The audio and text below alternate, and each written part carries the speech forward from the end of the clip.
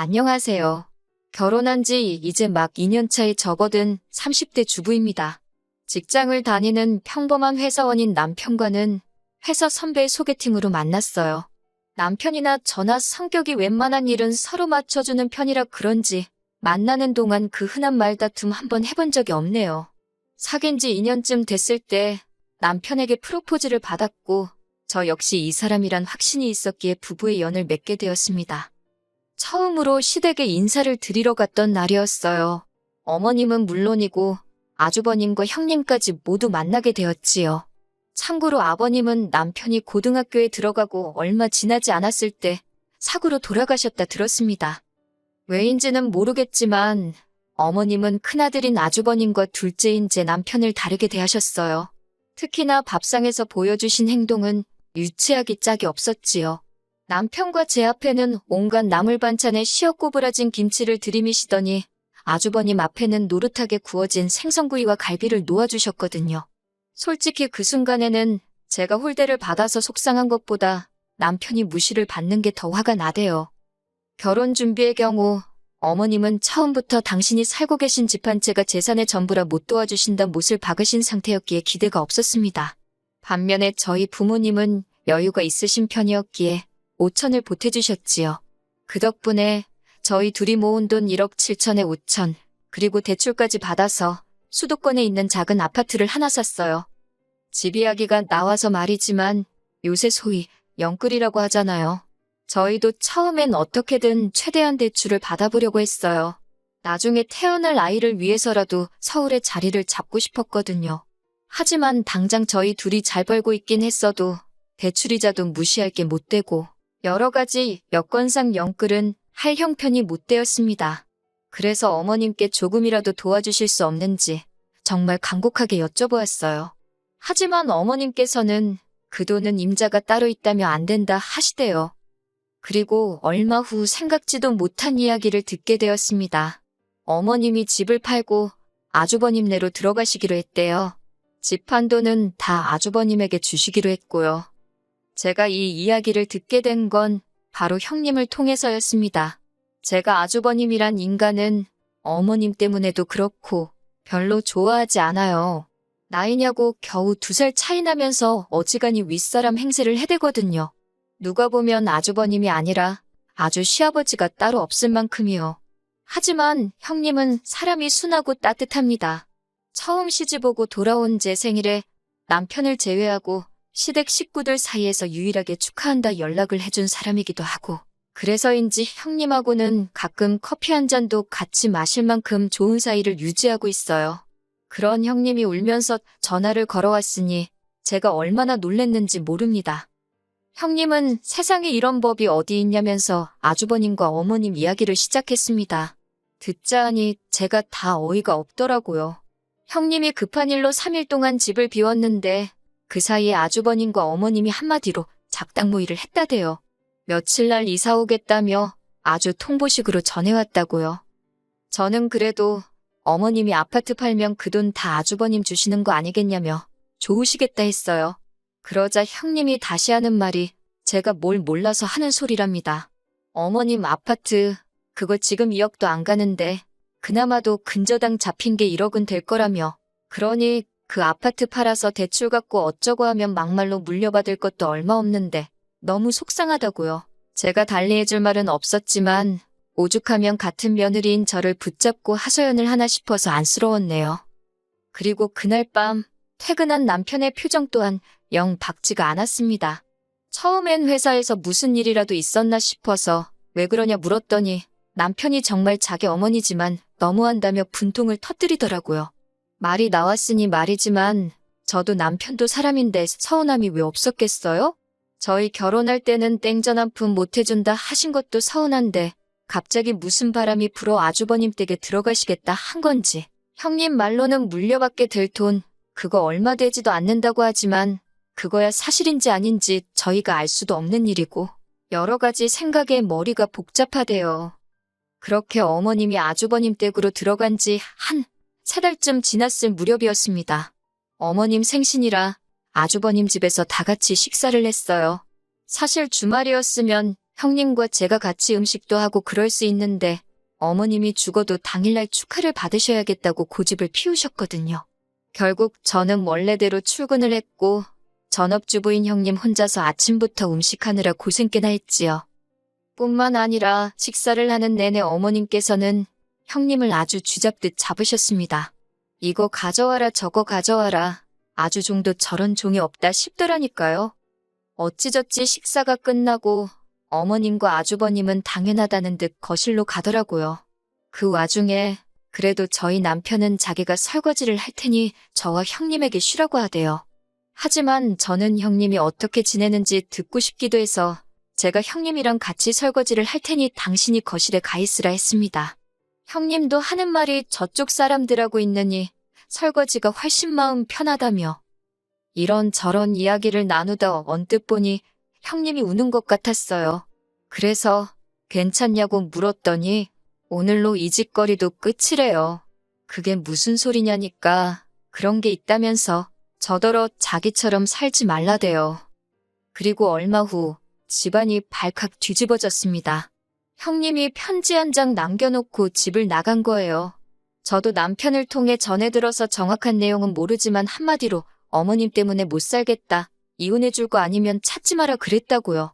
그런데 어처구니가 없게도 아주버님은 형님을 잡기는커녕 그깟 이혼해주면 그만 아니냐고 해준다 그랬답니다.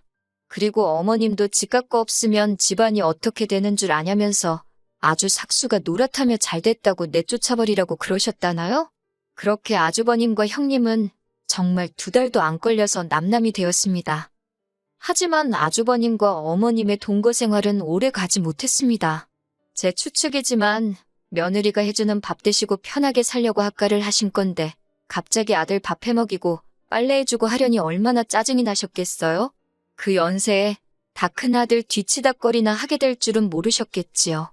솔직히 좀 꼬숩다 싶었는데 아뿔싸 그 불똥이 저한테 튈 줄은 상상도 못했네요.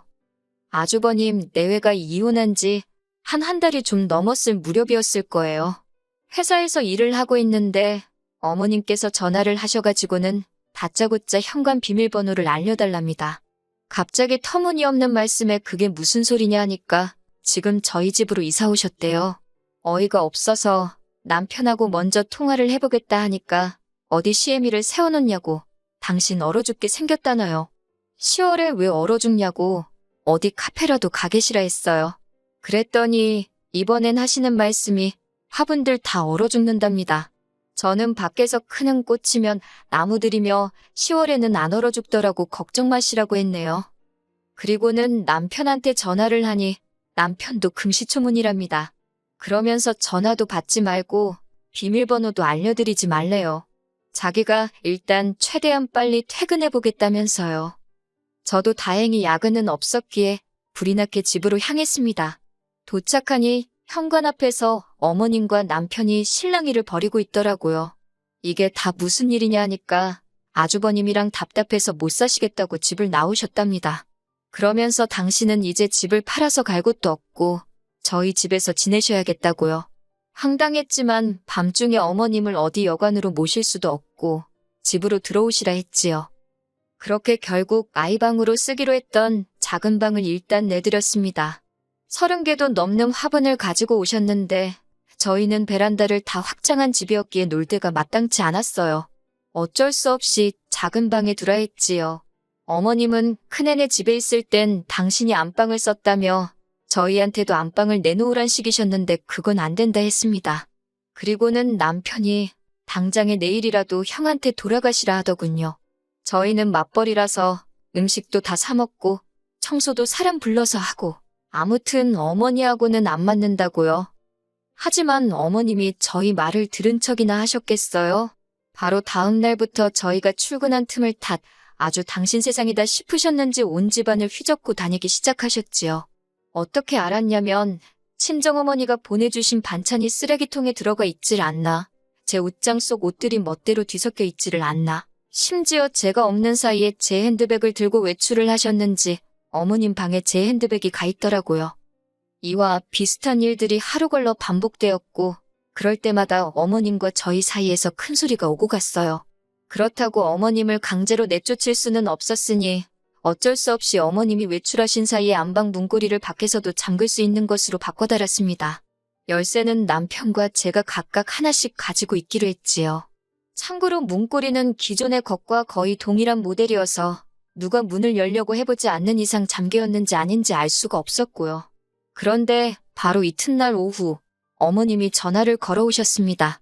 격양된 목소리로 안방에 뭐를 숨겨놨길래 문을 잠궈놨냐입니다. 저는 어머님이 들어오시는 게 불편해서 잠궜다고 솔직하게 말씀드렸어요. 그랬더니 이번엔 저더러 무슨 찔리는 짓거리를 하고 다니냐대요. 말려들면 저만 손해니까 집에서 뵙자 하고 전화는 끊었는데 기분은 영 나쁘더라고요.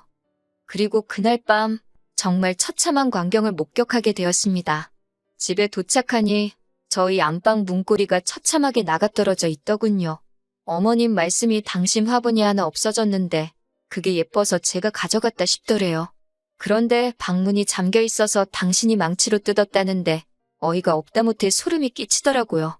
그리고는 급기야 그러니까 왜 사람 갑갑하게 안방문을 잠그고 다니냐고 소리를 지르셨어요. 어머님의 그 태도가 어찌나 당당한지 모르는 사람이 봤으면 제가 진짜 무슨 큰 잘못이라도 한 줄 알았을 거예요.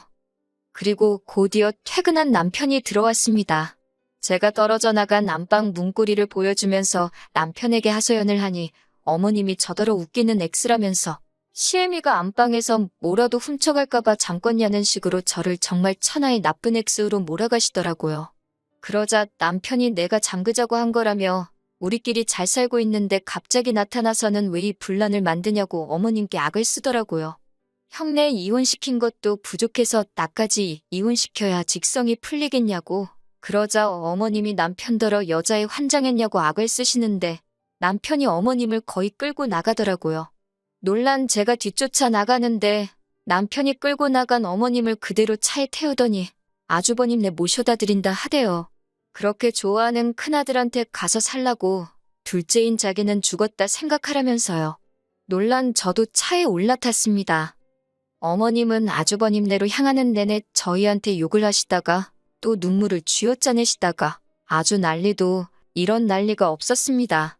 그런데 저희 남편은 그런 어머님을 보고도 꿈쩍도 안 하더라고요.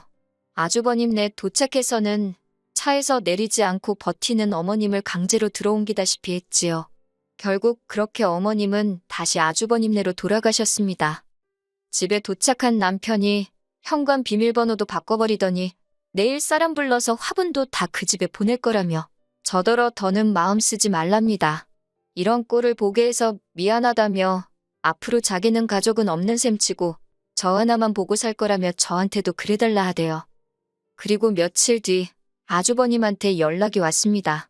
한다는 소리가 형님이 너무 그리워서 그런다며 그래도 형님하고 저는 사이가 좋지 않았냐고 혹시 지금 형님이 어디 있는지 아냐입니다.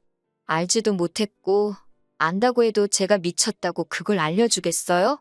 저는 형님이 보고 싶은 게 아니라 일할 사람이 필요한 거 아니냐며 불쌍한 형님 그만 찾으시라고 어머님하고 두 분이 잘 지내시라 소리를 질렀습니다.